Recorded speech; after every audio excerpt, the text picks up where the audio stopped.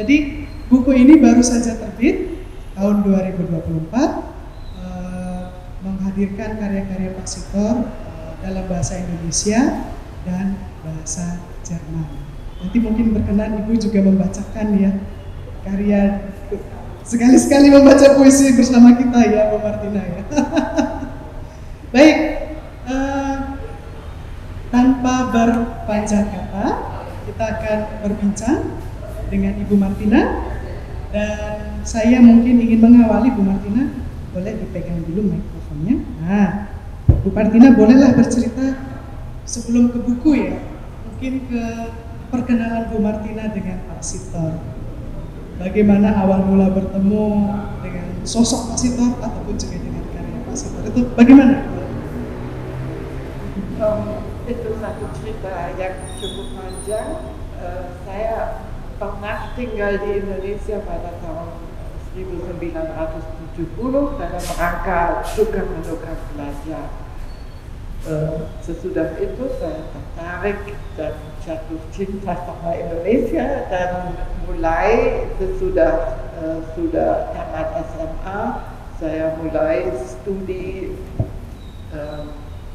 bahasa dan sastra Indonesia atau Austronesia di Universitas Hamburg di Jerman. Ya, dan di situ ya ada perpustakaan yang cukup lengkap, ya, dan ya kami tapi harus banyak sekali belajar bahasa, gramatika, perbandingan bahasa, banyak linguistik. Tetapi ada beberapa mahasiswa yang lebih tertarik pada sastra. Jadi kami bertemu di luar jam-jam pelajaran, kami lihat ada buku mana, siapa pengarang yang penting, dan begitu. Dan dari situ saya berkenalan dengan Sajak Sitor Situmorang. Yaitu Sitor Situmorang punya 3 fase dalam hidupnya, yang ada di Universitas Hamburg itu sejak tahun 50-an. Jadi tahun yang ditulis beliau ketika saya lahir kurang lebih. Jadi itu sudah jauh dari Anda semua. Ini kan hari atau bulan ini hari ulang tahun ke-100, alhamdulillah masih ada di sini. Ya. Dan saya tertarik dengan magi bahasanya, dengan bunyi, dengan cara sajak-sajak yang ditulis pada tahun 50-an itu sangat teratur, sangat seimbang, sangat sadar bentuk, dan saya senang itu.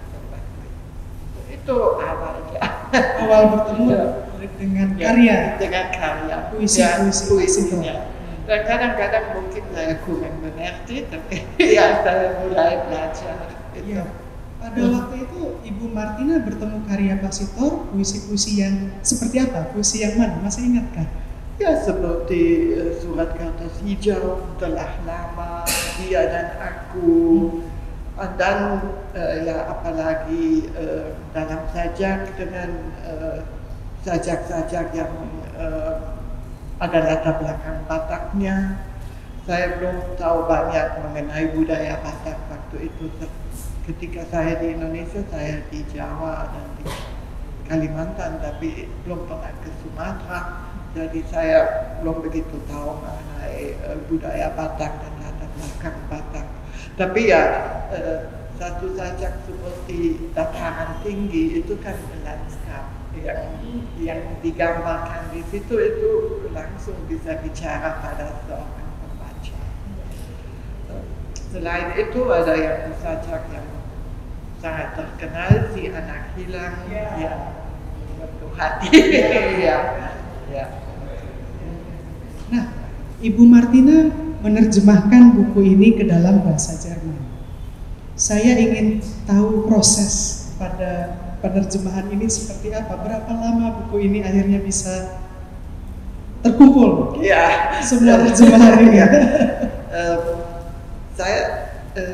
Saya untuk skripsi disertasi saya meneliti tulisan esai para pengarang angkatan 45.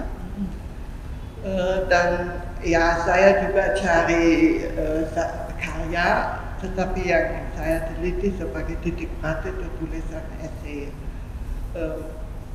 Dan saya merasa saya tidak bisa menerjemahkan saja. Ya, saya merasa saya kurang sastrawan. Saya haruskan ada bersifat sastrawan, apalagi kalau sajak yang di dalam bahasa Indonesia dianggap bagus, luar biasa bagus. Dan ya bagaimana keindahan itu bisa dijadikan di dalam bahasa Jerman, saya merasa itu jauh di atas kemampuan bahasa saya dalam bahasa ibu saya merasa itu tidak mungkin. Tetapi ya sekali-sekali pernah saya coba dan kebetulan ada sajak yang lebih gampang diterjemahkan, ada yang lebih sulit, dan kebetulan itu satu sajak yang agak gampang dan dari situ saya mulai. Dan setelah itu saya berani untuk bertanya kepada Pak Vito apakah beliau akan setuju seandainya saya berusaha untuk menerjemahkannya, dan sejak itu menjadi semacam ya pendamping saya walaupun saya tidak selalu bisa kerjakan itu. Dan mungkin sedikit informasi untuk teman-teman, Ibu Martina adalah pengajar di Universitas Hamburg. Saya kurang tahu bidang studinya apakah terkait dengan sastra dan bahasa, saya kira ya. Sastra dan bahasa Indonesia di Universitas Hamburg. Dan Ibu Martina selain menerjemahkan karya Pak Sitor juga menerjemahkan karya seperti Eka Kurniawan, Laksmi Pamuncak, dan mungkin ada juga sastrawan Indonesia lain ya. Nirwana Suka, almarhum ya. Oke. Jadi memang Ibu Martina ini pengalamannya dalam bidang penerjemahan sastra Indonesia ke bahasa Jerman itu sudah panjang. Iya, panjang. Sangat rendah hati. Tapi kalau menerjemahkan novel lain sekali daripada tantangan penerjemahan diri itu lain sekali. Sebelumnya hanya prosa, novel, ini puisi. Tantangannya seperti apa Bu Martina? Apakah bisa berbagi kepada kita? Pada awalnya saya beranggapan bahwa apa yang bisa dicapai dalam bahasa Jerman kalau menerjemahkan puisi. Misalnya saya membuat semacam teks prosa yang ada ritmenya yang kurang lebih seperti yang ditulis di situ.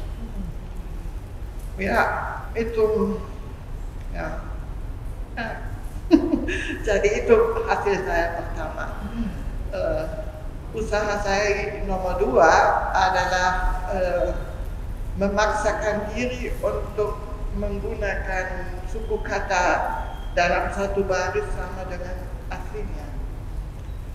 Itu satu paksaan yang sangat sulit dipenuhi. Itu percobaan saya yang kedua. Ketiga, saya baca terjemahan John Maclean di London. Tahu-tahu John Maclean bisa membuat rima. Itu menjadi tantangan bagi saya. Apakah saya juga bisa membuat rima dalam bahasa Jerman? Saya berusaha itu mengacaukan semuanya dengan suku kata. Kalau memperhatikan rima, mungkin suku kata tidak bisa lagi, atau memperhatikan hanya bekerja dengan kata-kata yang ada. Itu kadang-kadang tidak bisa karena rima di Jerman itu jauh lebih jarang daripada di Indonesia. Indonesia kan sering sekali ada kata yang susunan vokal konsonannya agak mirip, dan untuk Sitor sudah cukup kalau misalnya di suku akhir ada kadang-kadang apakah itu tahu tahu sebenarnya kan itu tidak mengganggu. Tapi kalau dalam bahasa Jerman 5 itu ya tuntutannya jauh lebih banyak. Tapi itu juga berarti ada perbedaan dalam status 5 untuk satu sajak. Untuk sitor itu salah satu unsur yang ada. Sedangkan di Jerman bobotnya jauh lebih besar kalau saya pakai 5. Apalagi kalau di penyair atau penyair masa kini tidak pakai 5 lagi di Jerman. Saya kurang tahu di Eropa mungkin ada yang tidak. Jadi itu juga satu hal-hal harus dipertimbangkan. Apakah itu akan kedengarannya daluarsa? Atau apakah itu kedengarannya seperti persajakan yang dibuat di dalam keluarga untuk merayakan hari ulang tahun nenek misalnya. Itu kan orang awam tidak boleh disatukan dengan sitor. Jadi ya dengan demikian saya jadi ragu lagi apakah saya berusaha untuk mendapat 5 atau tidak. Jadi ada beberapa sajak yang pakai 5 karena saya anggap itu perlu. Misalnya lagu Gadis Itali saya pakai 5 banyak harus diperiksa.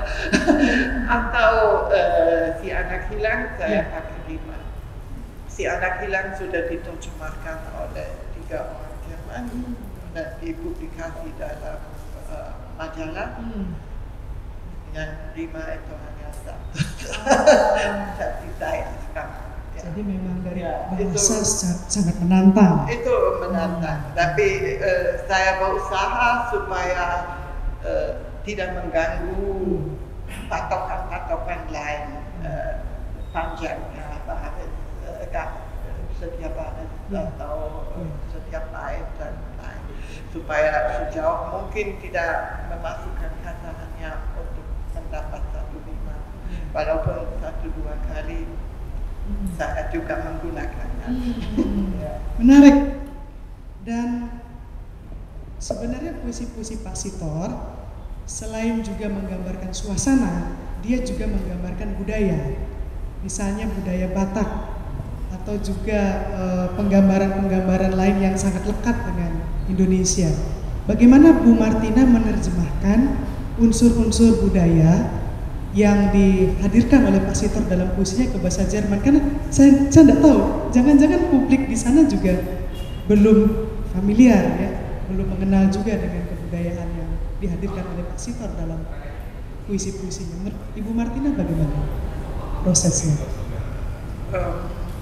Rasanya kalau Pak Sitor, kalau sajak-sajak tahun 50-an ada latar belakang Batak, tapi kurasa itu bisa dimengerti oleh setiap orang tanpa banyak tahu mengenai Batak. Bahwa ada seorang yang keluar dari desanya dan mengalami banyak hal di luar, dan bahwa dengan demikian ia menjadi seorang lain dan tidak lagi bagian dari desanya. Itu menurut saya bisa terjadi di mana-mana. Jadi awal tahun 50-an menurut saya sajaknya Sitor ya tanya mengenai jalan batu ke danau. Jalan batu ke danau bisa juga ke danau saya di selatan. Itu menurut saya hanya kota sedikit perlainan, tapi pada dasarnya itu tidak terlalu jauh. Kalau sajak Sitor yang ditulis sesudah tahun 70-an ke atas, kan ada beberapa yang ada merujuk kepada upacara. Ya, dari situ mungkin ada baiknya kita tahu sedikit mengenai latar belakang upacara itu. tetapi itu penghayatan upacara oleh seorang yang sudah di luar budaya Batak itu, yang sudah melihatnya dari luar atau yang masih merasa bagian tapi juga sudah diambang sebenarnya. Dari situ kukira juga tidak terlalu untuk orang Jerman. Kalau ya kadang-kadang kalau terlalu ke mantra-mantraan itu mungkin saya tidak pilih. Menjadi hidup, menjadi ini, ya itu pilihan saya. Ya. Tapi seperti berkunjung atau ziarah ke Litong, desa Opung, itu menurut saya ya bisa dimengerti. Karena yang digambarkan adalah pengalaman manusia, semua bangsa sebenarnya. Ya, atau yang mengalami perubahan atau transisi budaya. Ya. Mungkin juga sedikit informasi untuk teman-teman, Pak Sitor ini manusia yang mengalami begitu banyak pengalaman, banyak hal. Jadi beliau kecil di Harian Boho, di tepi Danau Toba, dan kemudian beliau pergi ke Medan menjadi jurnalis Harian Waspada pada waktu itu. Kemudian dari situ mendapat kesempatan pergi ke Pulau Jawa dengan banyak sekali pengalaman yang akhirnya menempanya menjadi sastrawan ataupun juga intelektual. Kemudian pada gejolak peristiwa 65-66, meskipun beliau bukan bagian dari Lekra, tapi beliau tetap juga mengalami pemenjaraan karena beliau seorang pendukung Soekarnois. Jadi beliau itu pernah menjadi ketua LKN, Lembaga Kebudayaan Nasional. Itu adalah semacam underbow gitu ya dari PNI untuk bidang kebudayaan, dan Pak Sitor pernah menjadi ketuanya. Perannya ini kemudian membuatnya mengalami pemenjaraan pada masa Orde Baru, dan akhirnya beliau dibui kalau tidak salah selama 8 tahun ya, Bu Martina ya, 8 tahun. Setelah beliau keluar dari penjara, beliau kemudian melanglang buana, tinggal di Paris, tinggal di Belanda, beberapa kali kembali ke Indonesia. Tapi pengalaman itu menjadi pengalaman yang lintas bangsa ya, bisa dikatakan itu ya, Bu Martina ya. Dan selama periodenya itu teman-teman, Pak Sitor menulis 600 puisi, boleh dikatakan segitu ya, sebanyak 600 puisi, banyak sekali teman-teman. Dan tadi Bu Martina menyinggung Pak Sitor ini mengalami 3 periode sebelum tahun 50, awal-awal beliau menulis dan berkarya di dunia sastra ataupun juga jurnalis dan politik. Kemudian periode pemenjaraan atau periode ketika beliau aktif dalam politik, dan juga lebih ada 2 cara mengatakan. Mungkin untuk Anda itu sulit dibayangkan bagaimana Indonesia sesudah merdeka. Saya orang bule di sini, tapi saya tidak mau mengajar Anda. Tapi untuk mengetahui bahwa ketika Sitor seorang anak, ia boleh pergi ke sekolah Belanda, karena posisi ayahnya melawan bersama Sisingamangaraja pada awalnya, dan sesudah Sisingamangaraja sudah tewas, ayahnya membuat damai dengan Belanda, dan dari situ Sitor adalah dalam situasi yang di luar yang biasa. Jadi seorang anak yang tinggal di desa di mana yang terpencil sekali disekolahkan ke Balige, ke sekolah Belanda. Jadi dalam bahasa lain, dalam atmosfer suasana lain, dan ia mungkin satu dari 10.000 anak Indonesia yang mempunyai privilege itu kan sangat kecil waktu itu. Waktu Indonesia merdeka ada 500 akademik orang sarjana di Indonesia. Itu kan lain sekali. Dan dari situ pengalaman meninggalkan desa dan hidup di satu negara nasional dengan segala kemungkinan dan apalagi masih melihat budaya Eropa itu ya sangat berbeda, dan perbedaan itu selalu ada di dalam diri Sitor.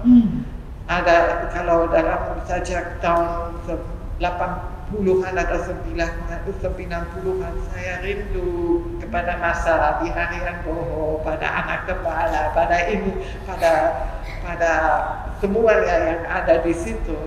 Tapi sekaligus ya selalu tertarik untuk juga pergi keluar. Ya, itu satu tegangan di dalam dirinya. Suatu tegangan dalam dirinya, memori tentang kampung halaman dan impian untuk mengembara. Dan pada awalnya Pak Sitor menulis seperti juga menulis untuk satu publik di Eropa sesuai dengan sastra, pengertian sastra di Eropa yang diperkaya dengan latar belakang pantun dan lain-lain. Jadi itu yang khas kalau itu sastra Eropa. Aku binatang jalan. Ya, kalau Sitor ya saya anak hilang. Ya, dan selalu merasa juga ada yang kehilangan. Ya, tapi itu menurut saya kalau melihatnya. Tapi dan yang saya mau katakan ya tahun 50-an mungkin Sitor menulis mengenai eksistensialisme misalnya, filsafat Eropa terkini waktu itu. Tapi di Indonesia masih ada 80% orang yang buta huruf. Jadi siapa yang menjadi pembacanya? Apakah satu sastra yang mau mencapai derajat-derajat Eropa itu bisa ditanamkan di Indonesia, atau bagaimana harus ada semacam jembatan atau harus lebih melihat politik, apalagi di masa pemilu tahun 50-an ke atas ya. Itu menjadi latar belakang bahwa Sitor ya menjadi ketua Lembaga Kebudayaan Nasional dan juga menulis mengenai kemajuan misalnya di Tiongkok atau politik manipul Uzbek atau lain di antara lain, tapi juga masih ada yang personil, ada tajak-tajak yang sangat pribadi, ya, suara pribadinya tetap ada. Jadi itu di fase kedua ada dua wajah yang belum bisa bersatu atau jarang bisa bersatu. Ya. Dan fase ketiga? Fase ketiga sesudah bebas. Sesudah bebas. Ya, dan itu wawasannya jauh sekali. Ya, melihat yang sosial, melihat budaya, melihat tanah air. Ya. Luas sekali. Ya. Luas sekali. Dan bagaimana cara Bu Martina memilih dari ratusan sajak itu menjadi 70 sekian yang diterjemahkan, karena kelihatannya ya seperti tadi karyanya sangat luas sekali, menyentuh begitu banyak hal, banyak tema, banyak peristiwa. Pada awalnya saya mulai hampir membatasi diri pada sajak-sajak yang sudah ada di salah satu kumpulan sajak. Yang saya memang sangat dibantu oleh karya Rizal, ya, jadi kumpulan sajak Sitor Sitomorang yang 2 jilid atau sekarang 1 jilid di komunitas Bambu. Dari situ saya pilih ya supaya pada awalnya aku pikir mungkin dari setiap fase supaya ini setiap aspek. Belakangan aku pikir lebih baik saya pilih apa yang saya anggap baik untuk publik Jerman. Jadi yang saya senang dan apa yang juga saya bisa bayangkan bisa bicara kepada publik Jerman. Jadi pada awalnya saya juga soneta, saya pilih beberapa soneta dari Surat Kertas Hijau. Sesudah itu di dalam sajak ada yang Batakan si anak hilang. Si anak hilang motif itu sangat sering datang juga dalam sajak lain, di Tepi Danau atau lain, dari fase itu. Dan ada yang juga sangat terkenal, sajak-sajak pendek itu yang dimulai Sito pada tahun 50-an, sajak seperti bunga di atas batu 6 baris saja, atau yang paling terkenal Malam Lebaran dengan 1 baris saja. Itu jadi ya dari situ saya pikir ya yang sajak pendek kurang lebih 7.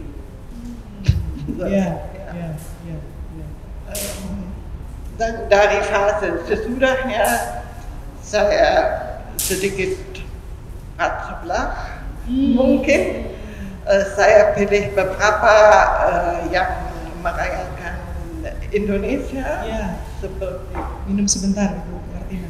Teman-teman juga boleh bertanya mengenai proses Ibu Martina menerjemahkan, atau bahkan juga bertanya mengenai apa pendapat beliau tentang puisi-puisi Sitor, atau apapun mengenai Sitor dan kekaryaannya, silahkan.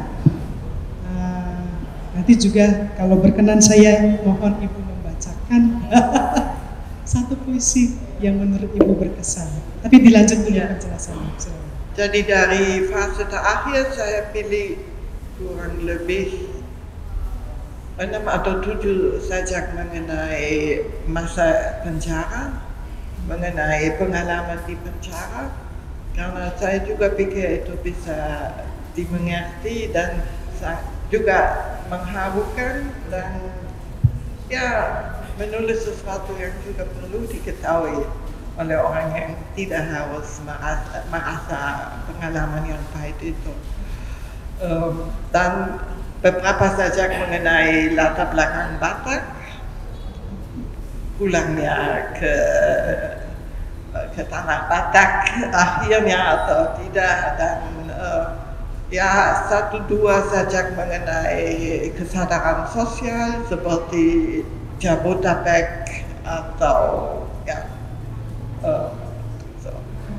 dari situ saya pilih ya sesuai dengan apa yang saya anggap, tapi tidak melihat berapa persen ya, tapi sesuai yang saya anggap menarik atau yang terjemahannya jalan. Kadang-kadang terjemahannya enggak jalan.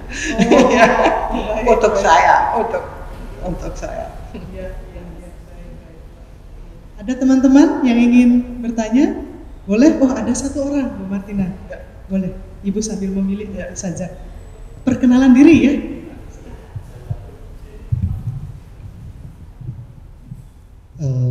Selamat malam Bu Martina dan juga teman-teman sekalian. Perkenalkan, nama saya Agustinus Tamtama Putra, saya biasa dipanggil Tamtam.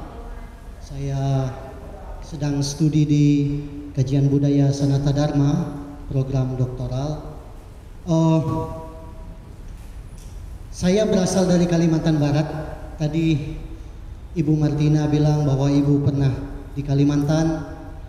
Saya orang Dayak, dan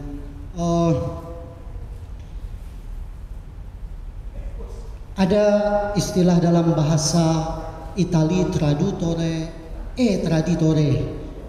menerjemahkan itu mengkhianati.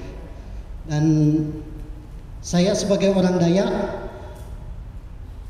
sangat kesulitan misalnya menerjemahkan mitos orang kami, misalnya mitos Bujang Bingkung Daradonang, itu sebuah cerita mitologi dari daerah kami, bahkan ke bahasa Indonesia, bahasa yang sangat dekat dengan kami gitu kan, bahasa orang Indonesia sendiri.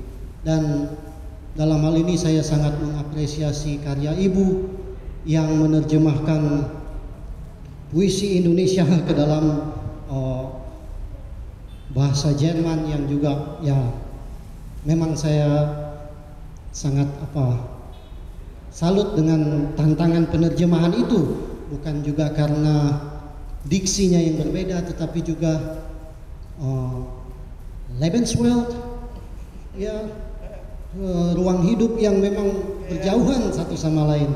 Jadi luar biasa karya Ibu. Dan tetapi yang mau saya tanyakan, terlepas dari tantangan penerjemahan itu adalah begini, mungkin dua pertanyaan ya Bu ya. Yang pertama itu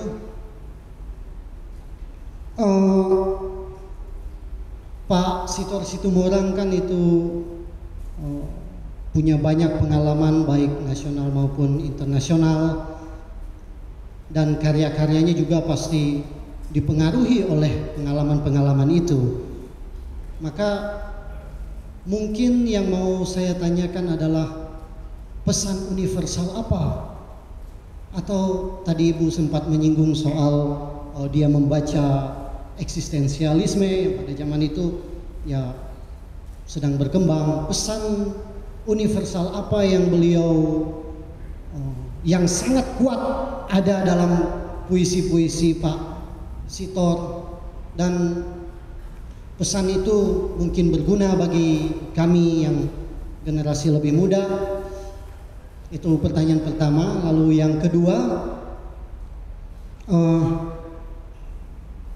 ya generasi beliau-beliau ini kan mungkin boleh saya katakan generasi emas ya, karena mereka belajar langsung dari tradisi filsafat Eropa yang sangat kuat pada masa itu, di mana mereka belajar filsafat dengan sangat luar biasa, seperti juga misalnya Sujoyono dan lain sebagainya, termasuk Pak Sitor, itu dipengaruhi oleh filsafat Barat yang sangat kental. Maka pertanyaan saya, konteks nasionalisme seperti apa yang menggelora dalam karya Pak Sitor Situmorang yang Ibu temukan dalam karya-karyanya? Begitu dua pertanyaan saya, Ibu Martina. Terima kasih, salam kenal. Terima kasih. Menurut saya karya Sitor sangat kaya, dan juga Sitor seorang yang hatinya bisa bergelora kalau ada ide baru, dan kadang-kadang langsung dijawabnya, diterimanya. Ketika beliau kembali dari Eropa, beliau di Eropa 2,5 tahun, tidak lama, tapi harus memang banyak sekali baca, banyak sekali berkunjung kepada pameran, kepada teater, film, apa saja, berkenalan dengan orang muda Eropa yang dulu ketularan eksistensialisme. Beliau pulang dan membuat satu drama Jalan Mutiara. Di situ ada seorang tokoh yang menerangkan filsafat eksistensialisme dan menyatakan, dan waktu itu hal itu sangat dikritik oleh Sujatmoko. Sujatmoko mengatakan itu satu filsafat yang sangat tidak cocok dengan optimisme yang kita memerlukan untuk membangun negara itu, dan itu satu impor. Mungkin Sitor tahun 60-an akan juga beranggapan itu, tapi pada waktu itu ia mengatakan itu pengalaman saya mengalaminya, dan saya melihat bahwa hidup itu tidak begitu gampang dan selalu dirundung ragu, dan selalu ada juga kesedihan dan ada kehilangan, tidak hanya ada satu kemajuan saja. Dan itu untuk melihat Eropa dalam hal ini secara kritis pada masa itu juga satu kekuatan. Ya, walaupun mungkin tidak ada yang balas atau banyak jawaban dari pihak Indonesia. Ya, itu menurut saya itu bisa dipelajari, bahwa pada umumnya tidak ada hitam putih dan tidak ada satu yang baik, dan itu jalan yang satu-satunya yang bisa ditempuh. mengenai itu yang pertama. Yang kedua mengenai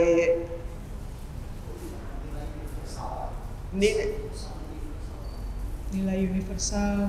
ya, itu juga satu nilai universal kalau saya menggunakan nalar saya untuk melakukan hal-hal, termasuk dalam masa tahun 50-an meragukan kehadiran atau pentingnya Tuhan untuk manusia yang dalam hidup ini. Itu menurut saya itu ya, apakah nilai universal, ya mungkin bisa dikatakan keraguan itu selalu mengikuti kita. Mengenai terjemahan, apakah seorang penerjemah itu seorang yang mengubah cerita itu?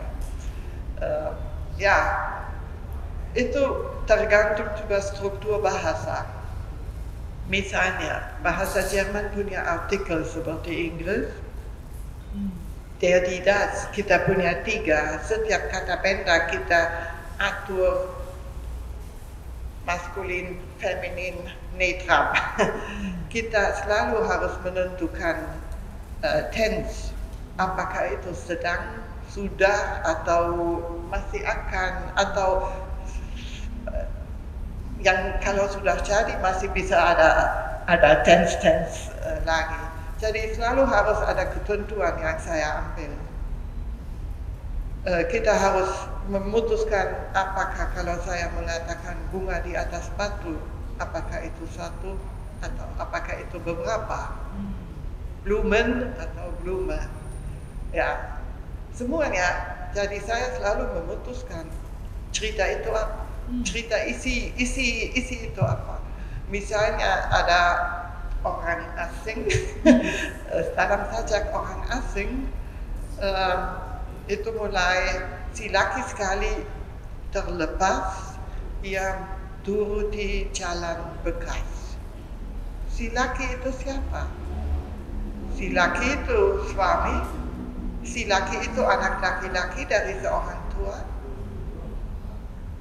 Saya tidak tahu, saya baca terus. Di desa ibu beranak juga. Apakah itu ibu-ibu sedang beranak sedangkan yang laki-laki itu sudah pergi? Atau apakah itu ibunya yang beranak lagi? Atau apakah itu istrinya yang beranak sedang ditinggalkan ia mengandung?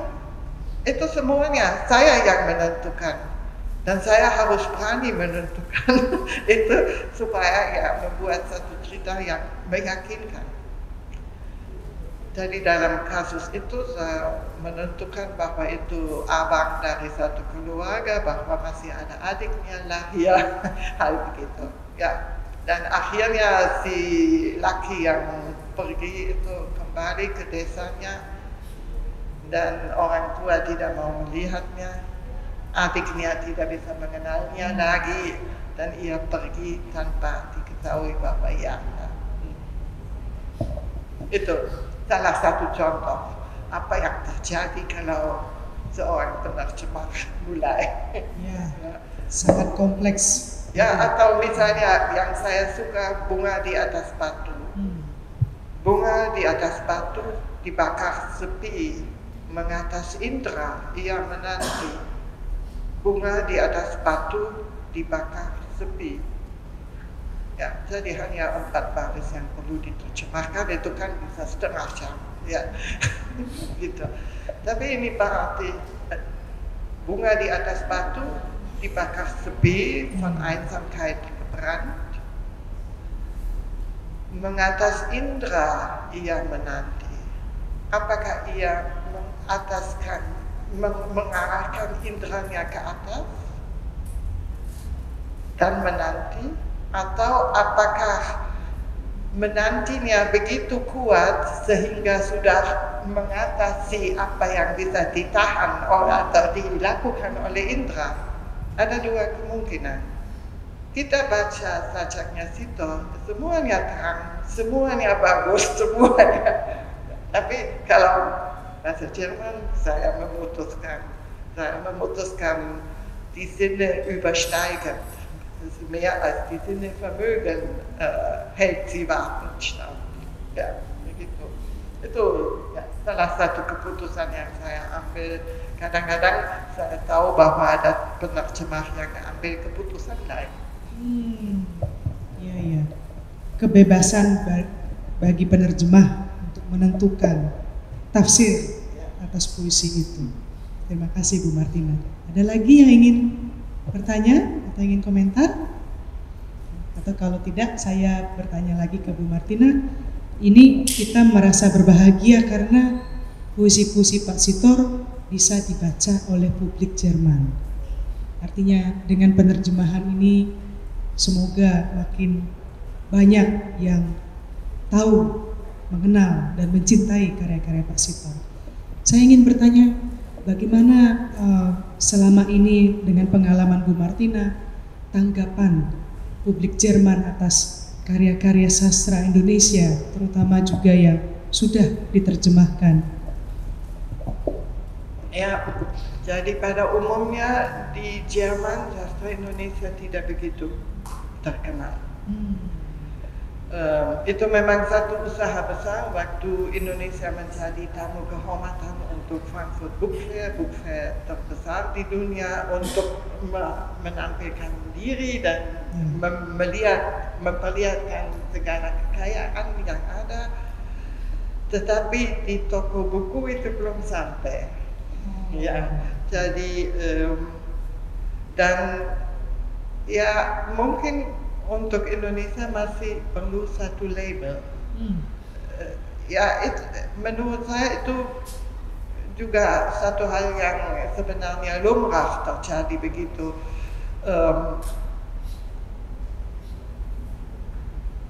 Lihat saja kalau di Indonesia semua ini Angkatan 45 kan mengatakan kami ahli waris yang syah dari budaya dunia, dan budaya itu kita teruskan atau kami teruskan dengan cara kami sendiri. Tapi ya bayangkan saja berapa buku dari Amerika Latin diterjemahkan ke dalam bahasa Indonesia, dari sastra Spanyol, dari yang besar karena kan di Amerika Latin bahasa Spanyol dipakai, ya berapa yang terkenal di sini. Apalagi kalau bahasa mungkin bahasa kecil seperti Estonia atau Swedia atau Finlandia, itu juga pasti tidak terkenal. Dan pada umumnya perlu satu label untuk menarik perhatian. Kalau sastra Amerika Latin ada magical realism. Indonesia belum punya label semacam itu. Tapi ya itu membantu untuk mendapat publik. Ya. Dan apa yang saya lihat yang mungkin membuat lebih banyak harapan, bahwa Indonesia di pers lebih hadir sejak kedua tahun. Misalnya dulu hanya kalau ada bencana ini atau bencana lain, tapi kalau sekarang di pers agak sering hadir Indonesia, jadi pengetahuan orang Jerman begini, tapi juga sudah melihat dunia sedikit lebih luas. Tapi ya di Eropa mungkin orang selalu sudah sangat puas dengan diri sendiri, itu satu hal yang kurang baik.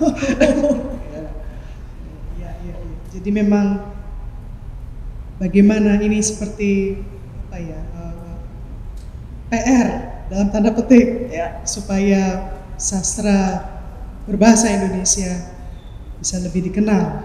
Ya, PR yang saya usahakan supaya saya membuat bacaan di kalangan yang sudah terbuka kepada Indonesia. Misalnya ada Perhimpunan Jerman Indonesia, supaya mereka mengadakan pembacaan sajak. di kota-kota besar atau kerjasama dengan rumah budaya kedutaan besar Indonesia di Berlin supaya dari situ ya bisa diterangkan dan dari dari situ mungkin bisa tembus ke kalangan yang lebih luas. Penerbit di mana buku ini diterbitkan itu sebenarnya penerbit ilmiah untuk Asia Timur Jauh, jadi dari Jepang sampai ke Indonesia. Tapi mereka sudah punya satu seri sastra. Jadi dari situ ada semacam publik yang terbuka kepada Asia dan punya majalah-majalah untuk memperkenalkan cerita buku ini, antologi ini. Di seri ini juga Lelaki Harimau diterbitkan dalam bahasa Jerman. Eka Kurniawan. Ya, Eka Kurniawan, dan itu satu novel yang diterima baik karena ada juga satu kelompok yang mencari semacam perhimpunan memajukan sastra dari Afrika, Asia, Amerika Latin, dan mereka itu punya semacam 6 atau 8 buku langganan yang setiap anggota mendapatnya setiap tahun, dan Eka Kurniawan termasuk. Ya, jadi dari situ memang ada semacam bisa mendapat bantuan dan juga untuk mengiklankannya. Terima kasih Bu Partina. Tapi masih ada jalan yang jauh. Tepuk tangan untuk Ibu Martina. Saya yakin pengalaman yang tak mudah untuk menghadirkan buku ini ke dalam publik Jerman, bahasa Jerman. Ada yang ingin bertanya? Terima kasih Bu Martina. Saya tertarik puisi-puisi Sitor Situmorang ketika kami SMP itu sudah diperkenalkan ya zaman dulu itu. Entah kalau murid-murid sekarang, murid SMP sudahkah diperkenalkan nama-nama besar sastrawan Indonesia seperti ini, seperti Pak Sitor Situmorang ini yang bahkan sampai diterjemahkan dalam bahasa Jerman. Hanya satu yang ingin saya tanyakan, sebetulnya kesulitan apa Ibu untuk menerjemahkan yang paling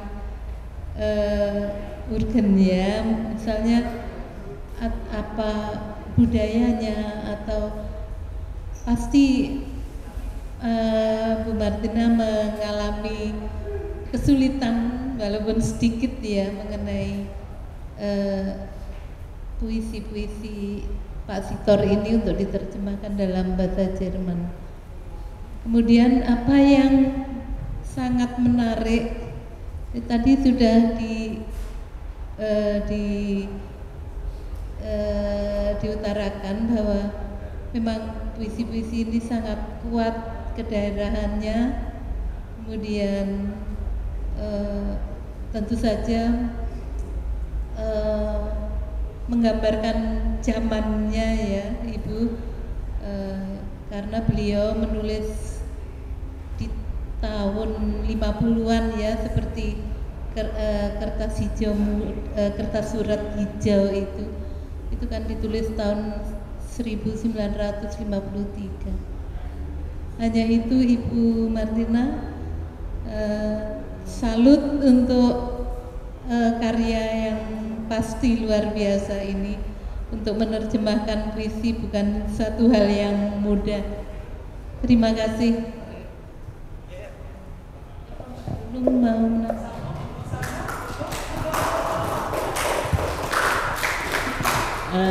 terima kasih, selamat malam Ibu Martina, salam kenal. Saya Nunung Rita dari Komunitas Sastra Bulan Purnama. Seperti Mbak Nindu kurang lebih ya, dari SMP saya sudah diperkenalkan karya-karya sastra. Waktu itu banyak sastrawan-sastrawan dari Pujangga Baru, dan sebagainya. Itu yang membuat saya sampai saat ini mencintai sastra. Saya kurang tahu, mungkin anak-anak SMP sudah diperkenalkan, anak SMP yang sekarang sudah diperkenalkan karya sastra atau tidak, saya kurang begitu memahami. Tapi yang jelas pengalaman saya mengetahui pendidikan anak-anak saya kok seperti kurang ya literasinya dibandingkan zaman kami dulu, mungkin saya dengan Mbak Nidu dengan angkatan-angkatan saya. Dan luar biasa karya Pak Sitor Situmorang ini, begitu menikmati setiap perjalanan hidupnya yang tergambarkan dalam setiap karya-karya beliau. Dalam beberapa dekade dituliskan perjalanan hidupnya lewat karya sastra berupa puisi, dan terlihat juga Pak Sitor Situmorang sangat mencintai budayanya, budaya Batak ya, tergambar dalam puisi-puisinya. Dan saya juga mengucapkan selamat kepada Ibu Martina sudah menerjemahkan karya-karya Pak Sitor Situmorang ini. Dan seperti memang puisi susah diterjemahkan ya, dalam dialih bahasakan bahasa Indonesia ke Jerman atau ke bahasa Inggris atau bahasa lainnya, karena mungkin ada beberapa diksi yang tidak ditemukan di bahasa lainnya. Ini luar biasa. Profisiat, terima kasih Bu Martina. Saya bukan bertanya, hanya mengucapkan ini saja. Terima kasih Mbak Purnama atas kesempatannya malam hari ini.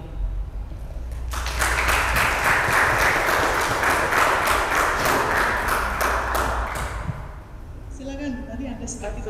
Mungkin kita harus mendengar satu dua sajaknya situ supaya Anda semua bisa ada rasa bagaimananya.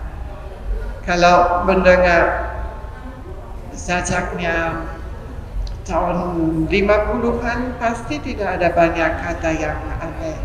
Itu sangat kata-kata sehari-hari, tapi toh sangat sastrawi. Itu sesuatu yang khas Sitor. Menurut saya diksinya tidak begitu sulit, tetapi untuk mencermankannya itu yang sulit ya, itu. Dan ya kadang-kadang ya mungkin ada baiknya kalau saya tahu ya itu latar belakang pantun atau itu latar belakang peribahasa atau itu lebih ke dongeng artistik atau hal-hal semacam itu. Jadi misalnya ada satu sajakan panjang yang sudah karena panjangnya saya tidak menerjemahkan ya, matinya juara judi. Matinya itu memang ada hubungan dengan baru belakangan, mungkin beberapa tahun yang lalu saya baca mitologi Batak, dan dari situ saya lihat bahwa salah satu ya, manusia pertama yang ada di dunia ini yang setengah dewa itu ada untuk penglihatan saya ada hubungan dengan juara judi itu yang memainkannya sampai dia diikat kepada tangga sampai setiap orang bisa menginjaknya atau harus menginjaknya, dan akhirnya ia diselamatkan oleh saudaranya. Tapi itu dari situ kupikir ya ada tipe-tipe ini yang mungkin juga ada dalam mitologi. Jadi itu kadang-kadang kalau terlalu rumit saya tinggalkan.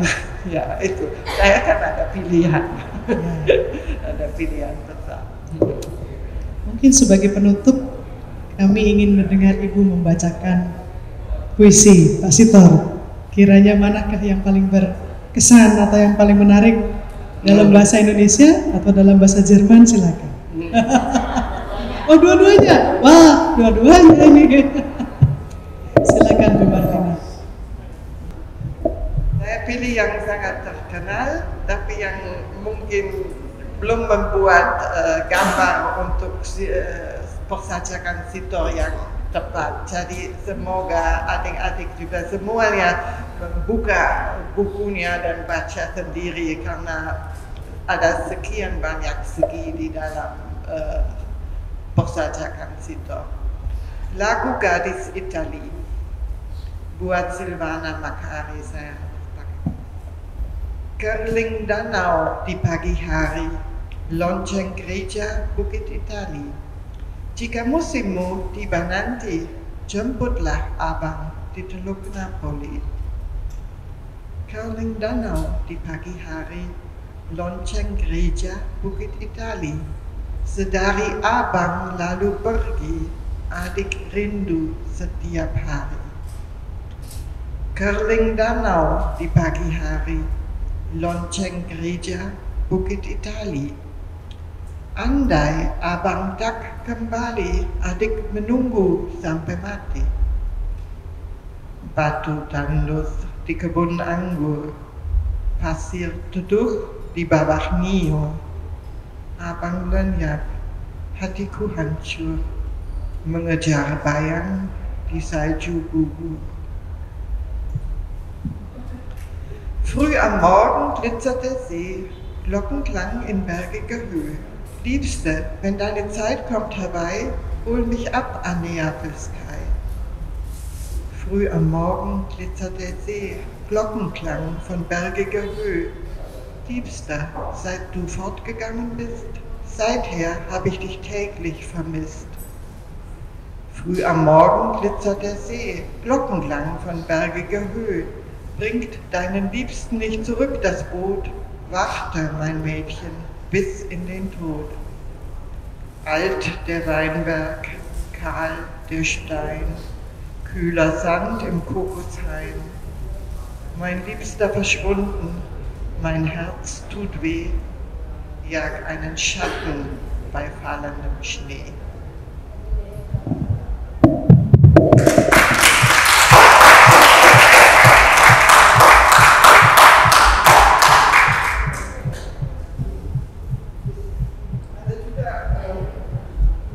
Saya tidak baca, tapi untuk hanya mengetahui seberapa luas skop dari sajaknya Sito Situmorang,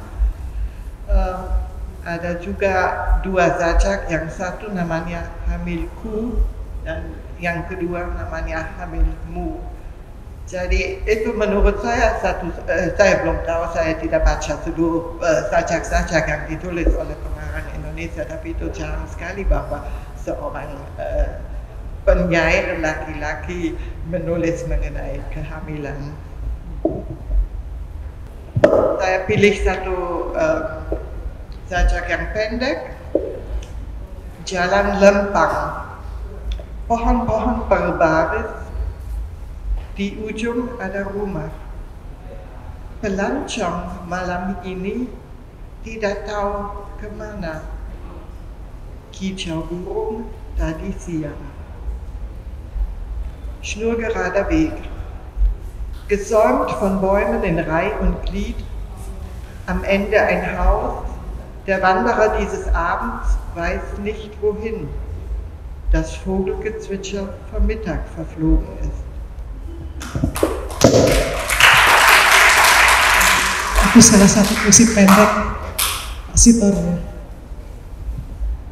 Terima kasih Ibu Martina, kita tanpa terasa berbincang cukup panjang tentang proses penerjemahan, tentang pertemuan Bu Martina dengan karya-karya Pak Sitor, dan tadi juga ada pemaknaan atas karya-karya Pak Sitor dalam 3 fase yang saya kira itu menarik untuk didalami terus oleh kita untuk menelisik makna yang dihadirkan dalam karya-karyanya.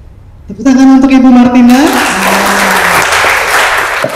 Terima kasih untuk semuanya.